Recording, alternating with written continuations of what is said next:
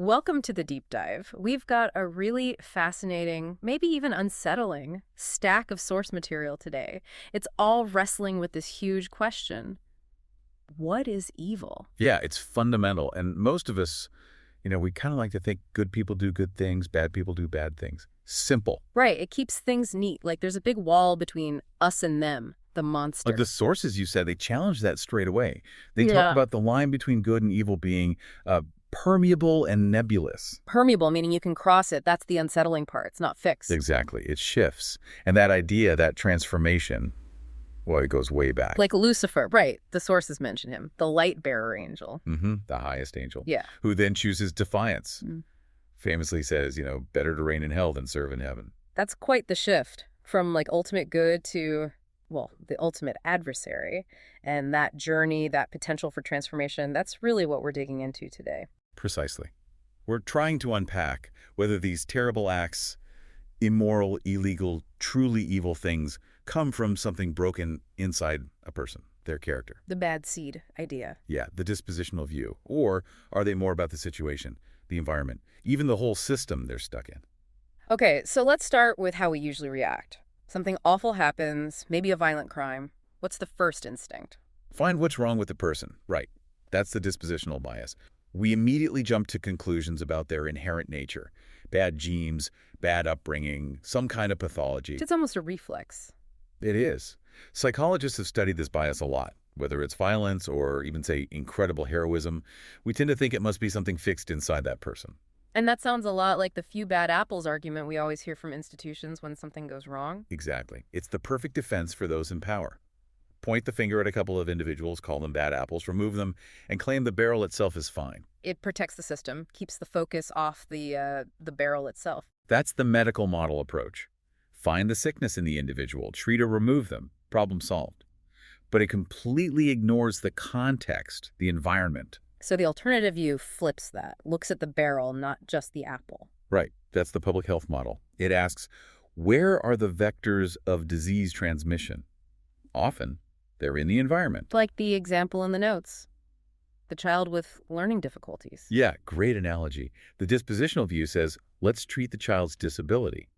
The public health or situational view asks, wait, is this kid eating lead paint chips falling off the apartment walls? Fix the environment, prevent the problem for everyone. Exactly. You fix the source, not just the symptom. It's a much broader, more preventative approach. Okay, so we have the individual disposition, the immediate situation or environment. But there's another layer, right? The system, with a capital S. Yes, and that's often the hardest part to see. The system creates the situation. It's the power structures, the rules, the bureaucracy, often hidden behind secrecy. The barrel makers, as the sources put it. A systems analysis looks at who designed the barrel, who maintains it, why it's shaped the way it is. Why was the lead paint even allowed on those walls? It shifts the focus way up the chain. But, and this is crucial, the sources repeat this like a mantra. Absolutely critical. Understanding why something happened, the situational forces, the systemic pressures, it does not excuse the individual's actions. Right. Understanding isn't excusing. Causality isn't the same as accountability. No. We need to understand the influences to prevent future harm, to fix the toxic barrels. But the person who pulled the trigger, who committed the act, they still have to answer for it. That line is essential.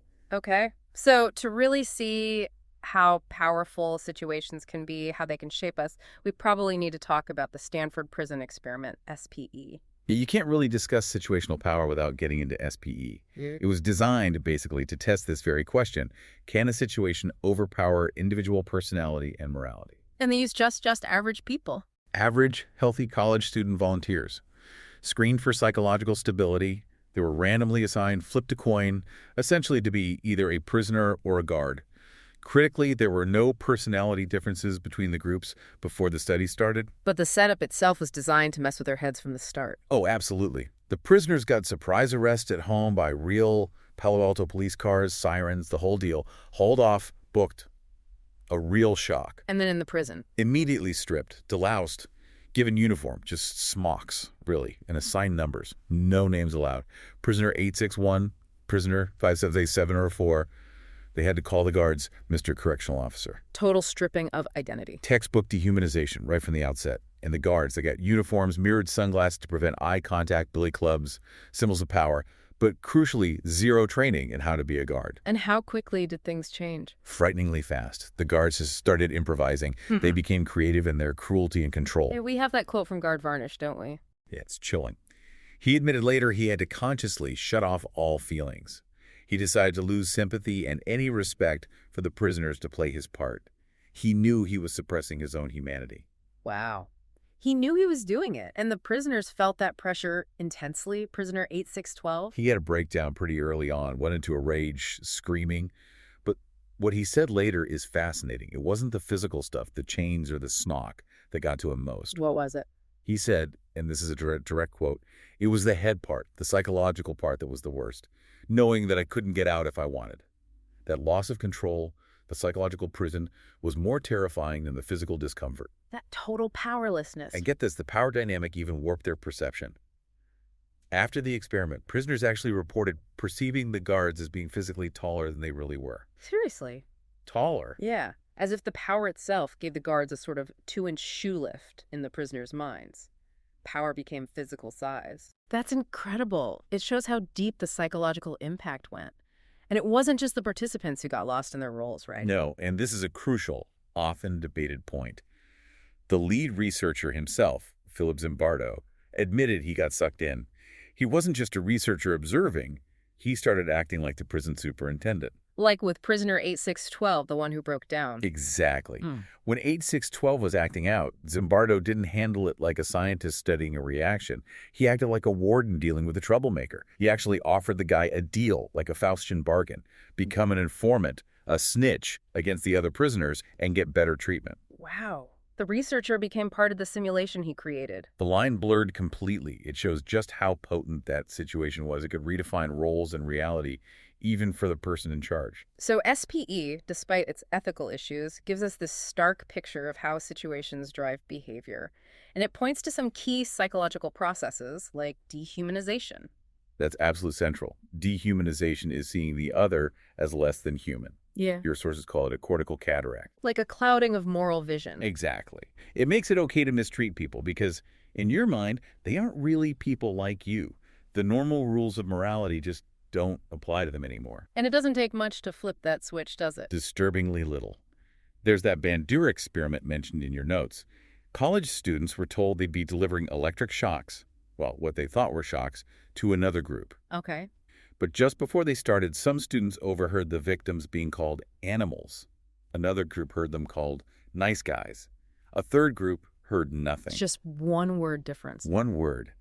And the group who heard animals. They delivered significantly more intense shocks, much more readily.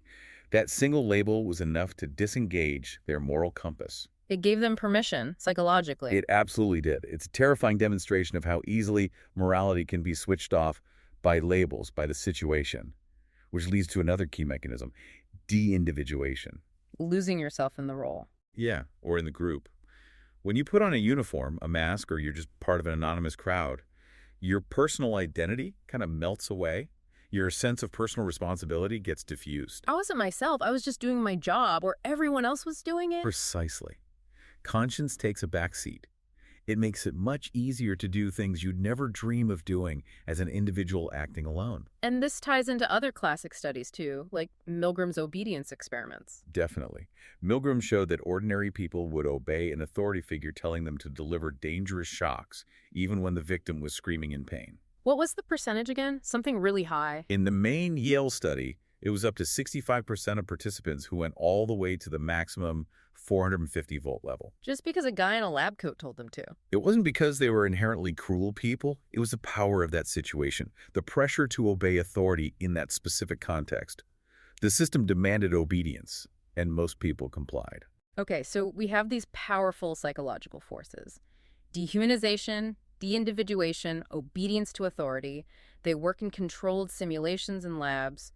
What happens when these same forces are unleashed in a real-world war zone, like Abu Ghraib? Well, that's where the theory meets a truly horrific reality. The parallels between the SPE simulation and what happened at Abu Ghraib prison in Iraq are, well, they're deeply disturbing. And the first thing to address is the immediate bad apple defense that came out. Right. The focus was instantly on individuals like Staff Sergeant Ivan Frederick. But the military's own psychological assessment of Frederick is key here. What did it say? It explicitly stated he showed no sadistic or pathological tendencies. In fact, it described him as a morally virtuous individual. So the easy explanation that he was just a bad guy didn't hold up according to their own experts. Yeah, not at all. Which forces us, again, to look hard at the barrel. The situation and the system he was dropped into. The conditions there were extreme. Beyond extreme. Look at Frederick's workload. He worked the night shift, 4 p.m. to 4 a.m., for 40 consecutive days with no break. 40 12-hour shifts in a row. In a chaotic, dangerous environment. Add to that, the prison was massively overcrowded and undermanned. One battalion handling maybe 6,000 or 7,000 detainees. That level of stress, sleep deprivation, lack of support, it's unimaginable. And there was a vacuum of leadership. The commander, General Karpinski, reportedly rarely even visited Tier 1A, the cell block where the worst abuses happened. No oversight, no clear rules, just chaos. And into that chaos, you had instructions coming down from higher up. That's critical. Military intelligence and CIA operatives were telling the MP guards, who weren't trained interrogators, to soften up detainees for questioning. The phrase used was, make sure he gets the treatment. The treatment, that sounds like a blank check for abuse. It functioned that way. It gave implicit permission, created a systemic nod towards harsher methods. It provided the psychological cover for the guards to cross lines. And the results, well, they were documented in those infamous photos. Yes. The trophy photos showed things far beyond any standard procedure. Naked prisoners stacked in pyramids, hoods, electrical wires attached to a detainee, the use of dogs to terrify people. It was creative cruelty, born out of that toxic situation. The barrel wasn't just bad, it was actively corrupting. It was a perfect storm of situational and systemic failures, enabling and even encouraging the transformation of ordinary soldiers into abusers. But even in that darkness, the sources point out, there was resistance, there was a hero. Yes, Specialist Joe Darby. He was the one who received the photos, initially from another soldier. And despite being part of that same system, facing potential retaliation, he turned them in. He blew the whistle. It shows that even in the worst situations, individual choice, individual conscience still matters. The system isn't all-powerful. Darby is proof of that. The decisional moment still exists, even under immense pressure. He chose accountability. Which brings us back to the core lesson here. We naturally look for flaws in the individual, the bad apple. But the power of the situation, the influence of the system, it's immense. It can genuinely transform people. Good people can be led to do bad things through these mechanisms we've talked about: dehumanization, obedience, de-individuation, lack of oversight, systemic pressure. So if you're listening to this, how do you use this knowledge? How do you resist these pressures? The sources offer some practical advice. Yeah, drawn from the later work analyzing these events. First, and maybe most important, maintain accountability. Always. Don't pass the buck. Never.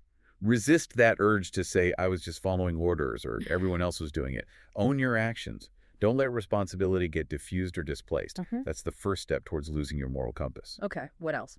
Second, balance your time perspective. Situations pull you into the intense, expanded present moment.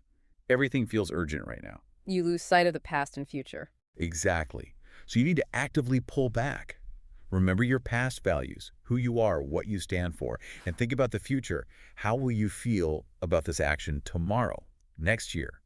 Use your long-term perspective to anchor yourself against the immediate pressure. Keep your own values front and center. And third, reject the Faustian contract.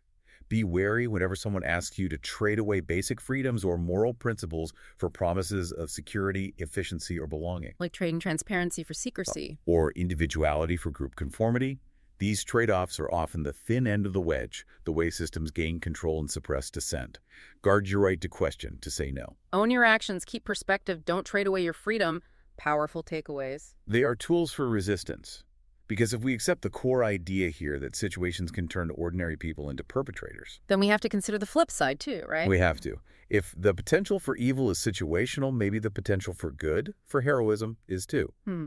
The sources end by asking us to consider the idea of you as a hero. Not necessarily in some grand cinematic way. No, often in small ways. Heroism frequently starts with simply standing up, speaking out, refusing to go along with something wrong at that critical moment, that point where the line feels permeable. The decisive decisional moment, as Darby showed. Exactly. It's about recognizing those moments and choosing responsibility, choosing integrity over conformity or convenience. So the final thought for you, listening, Knowing how powerful situations and systems can be, where in your own life might you need to step up, to be accountable, to challenge a system or resist a pressure that feels wrong. It's not always easy, but understanding the dynamics is the first step towards making that conscious, heroic choice. A really important challenge. Thank you for walking us through this complex material, and thank you for joining us for this deep dive. We'll see you next time.